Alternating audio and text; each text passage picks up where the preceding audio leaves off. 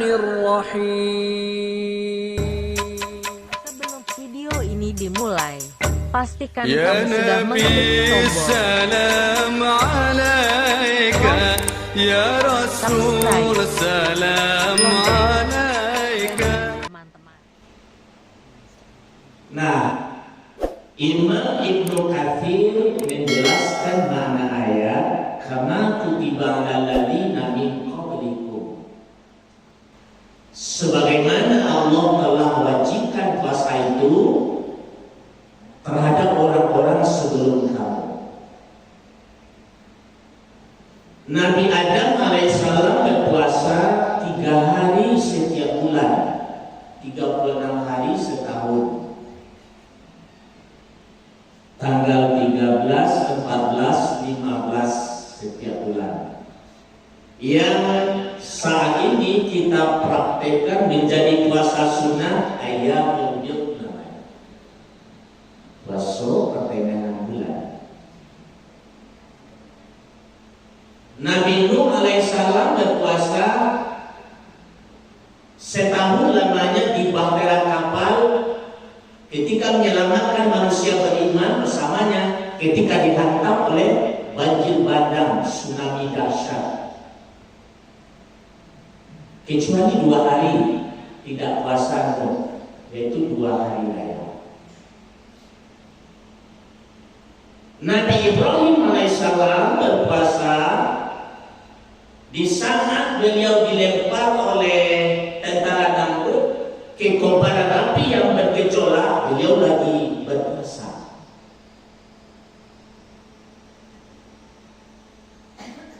Al-Anbiya ayat 69 kata Allah, "Qulna ya naru kuni bardaw wassalaman ala Ibrahim." Ini engkau api, selamatkan Ibrahim.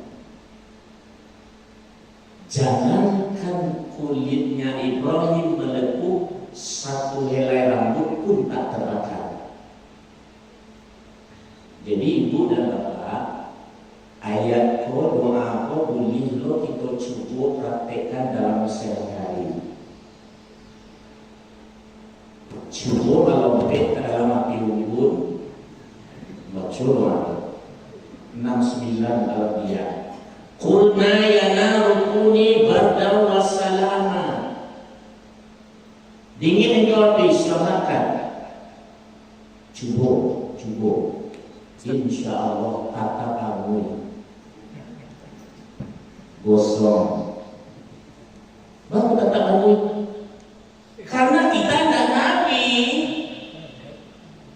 kita tidak rasul. Itu mukjizat dari Allah yang hanya diberlakukan untuk Nabi Ibrahim alaihissalam. Jadi adegan ini bukan untuk ditiru.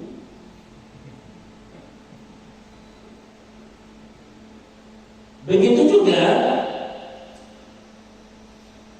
Nabi Yunus alaihissalam berpuasa 40 hari lamanya dalam perut ikan.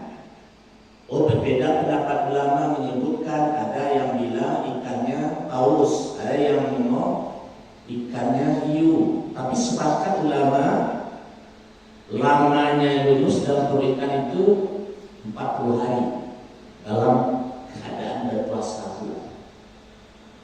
Ketika diuji oleh Allah Yunus 40 hari dalam perut ikan, beliau berpuasa. Ngomel-ngomelkah Yunus selama 40 hari berpuasa dalam perut ikan? Tidak.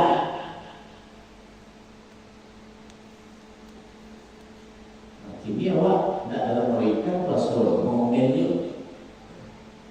Yunus dalam perut ikan puasa 40 hari, tidak ada ngomel-ngomel, tidak ada mengeluh. Justru Yunus alaihissalam menikmati ujian yang diberikan oleh Allah kepadanya selama 40 hari itu. Beliau mengumandangkan zikir, tasbih, tahlil, memuji Allah. Al-Anbiya 87. Yang diucapkan Yunus adalah La ilaha illa anta subhanaka inni kuntu minadh dhalimin. Tiada Tuhan selain Engkau ya Allah, Maha Suci Engkau ya Allah. Sesungguhnya akulah orang-orang, akulah yang berbuat dosa, akulah yang zalim.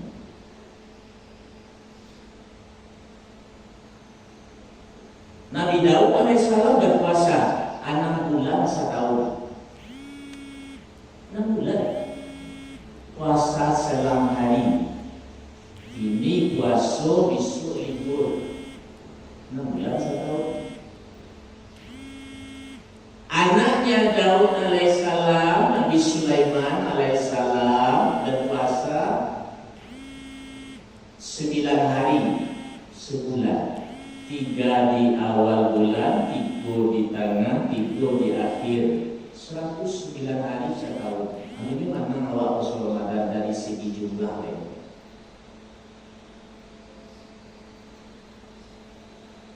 Nabi Yusuf alaihissalam itu berpuasa ketika dipenjara oleh Raja Zalim. Nama rajanya Aziz, suami Zulaikha. Sebelum nikah dia dengan Yusuf alaihissalam. Nabi Musa alaihissalam berpuasa 40 hari di Bukit Tur Sinai, di Bukit Sinai. Saat itu Nabi Musa menerima wahyu dari Allah, bangkit kangen rindunya Nabi Musa ingin menatap wajah Allah, berjumpa langsung dengan Allah. Anzir ilaik, rindu aku berjumpa denganmu ya Allah, perlihatkanlah wajahmu ya Allah. Qala lan tarani, kata Allah, kamu pasti tidak sanggup Musa menatapku, melihatku. Jadi Nabi Musa memohon maringe supaya bertemu langsung dengan Allah, dan dikabulkan oleh Allah. Nabi Muhammad SAW tidak memohon berjumpa bertemu dengan Allah, tapi justru diundang oleh Allah berjumpa di Sidratul Muntaha. 40 hari di Bukit Sinai itu berpuasa.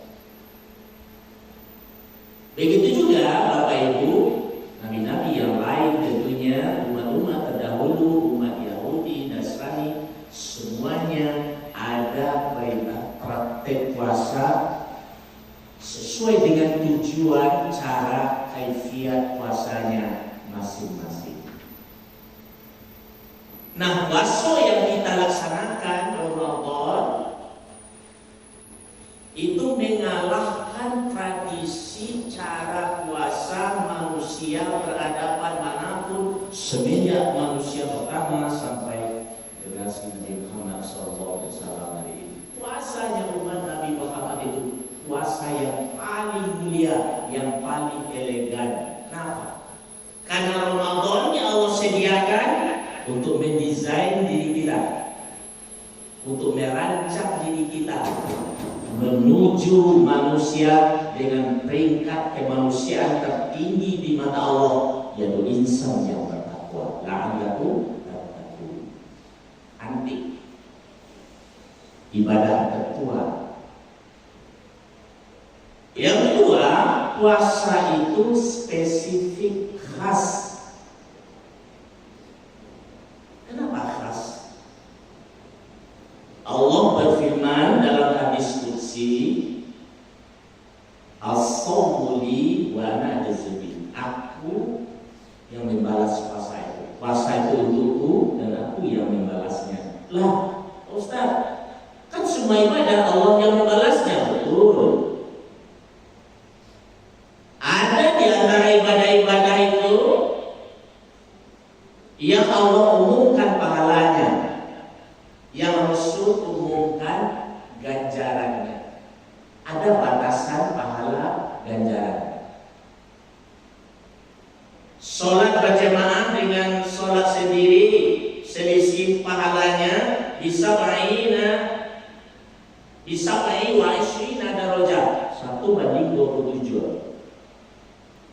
Yang aktif melayat menyegarakan jenazah sampai bahkan mengantar ke kuburan, itu pahalanya kata Rasulullah sebesar gunung Uhud. Yang puasa 9 Zulhijjah, puasa Arafah, diampuni dosanya yang telah berlalu dan setahun yang akan datang. Ada batasannya. Yang aktif pula berinfak, Al-Baqarah 261 kata Allah, ganjaran pahalanya masalul ladzina yunfiquna amwalahum fi sabilillahi kamathali habbatin ambatat sab'a sanabil.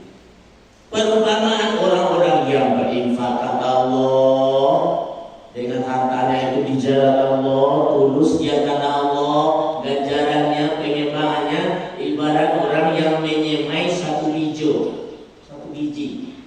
Ambatat sab'a sanabil, satu biji itu tumbuh menjadi 7 tangkai. Fi kulli subulatin mi'atul habbah. Tiap-tiap yang 7 tangkai itu tumbuh cabang hijau menjadi 100. Tiap-tiap 7 itu guru matematik pada jadinya 700. Cie menjadi 700. Masya Allah. Jadi waktu Bapak Ibu yang berinfak tadi malam ketika di tarawih kemarin, aku minta 1 juta, Masya Allah, misalnya itu pengembangannya di sisi Allah menjadi 700 juta. Masya Allah. Itu janji Allah, bukan janji caleg. Nah, ini percaya dulu janji Allah. Inna Allah la tukhliful mi'ad. Sesungguhnya Allah itu tidak pernah mungkin.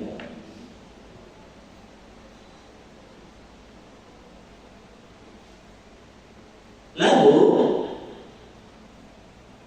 puasa tidak akan diumumkan berapa batasan pahalanya, ganjarannya. Saking spesifiknya di sisi Allah ibadah puasa itu, boleh jadi ganjarannya 7 juta Uhud, boleh jadi ganjarannya diampunkan dosanya seumur hidup, bukan setahun yang lalu, setahun yang akan datang. Tidak diumumkan, tidak disebut. Boleh jadi juga nol pahalanya. Bisa nol, bisa. Kamin shaimin laisa lahu min siyamihi illa al-ju'a wal 'atash. Betapa banyak umat kata Rasulullah berpuasa, tiada yang dia peroleh dari puasanya itu kecuali 2 perkara saja. Ju', apa? 'atash, hawi. Tidak ada pahalanya, nol. Inilah puasa orang yang sia-sia, yang tidak mengindahkan larangan-larangan selama berpuasa.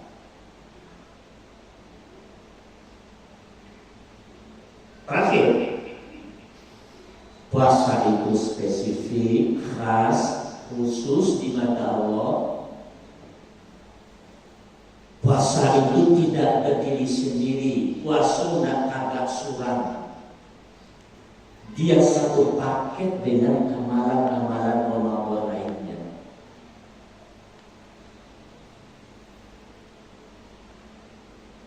Maka Ramadan imanan wa ihtisaban, dan siapa saja yang menegakkan continue terus menerus tiap malam, apa yang ditegakkannya amalan-amalan Ramadan, tidak ada puasa.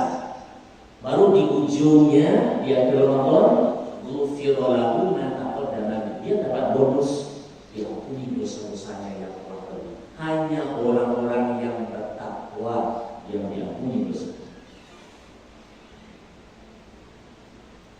Lalu ada lagi keterangan hadis kata Rasulullah, yang telah berpuasa lalu tak bayar fitrah, maka pahala puasanya itu terkatung-katung antara langit dan bumi.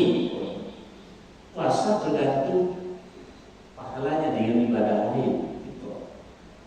Jadi puasa tidak agak sulit. Sebut sajalah apa amalan-amalan yang mendukung puasa itu dari sahur hingga sahur kembali.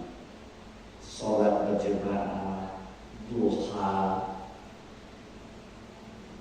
mantan pabukuan, kasih takjil kepada orang puasa.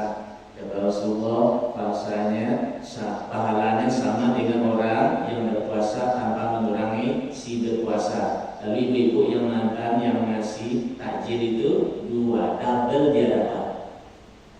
Masya Allah.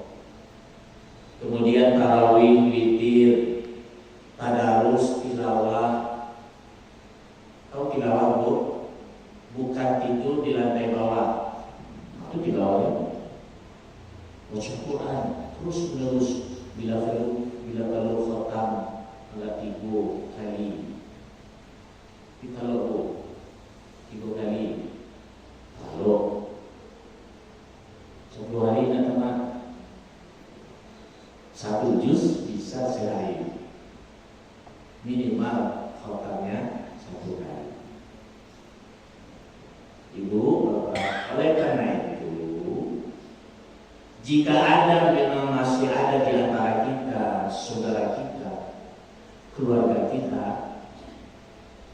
wasolai sembahyang tidak berubah.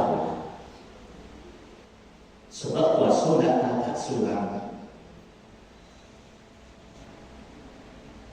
Dia bersamaan dengan paket amalan-amalan Ramadan yang lain. Nah, ibu dan bapak jemaah mudah-mudahan dengan penuh ikhtiar semangat untuk menyelesaikan amalan-amalan Ramadan ini, kita mendapatkan ghufira lahu ma taqaddama min dhanbi. Orang-orang yang mendapat bonus di akhir Ramadan yaitu orang-orang yang diampuni dosa-dosanya, yaitu orang-orang yang bertakwa. Demikian kajian subuh kita. Maaf, subhanakallahumma wa bihamdika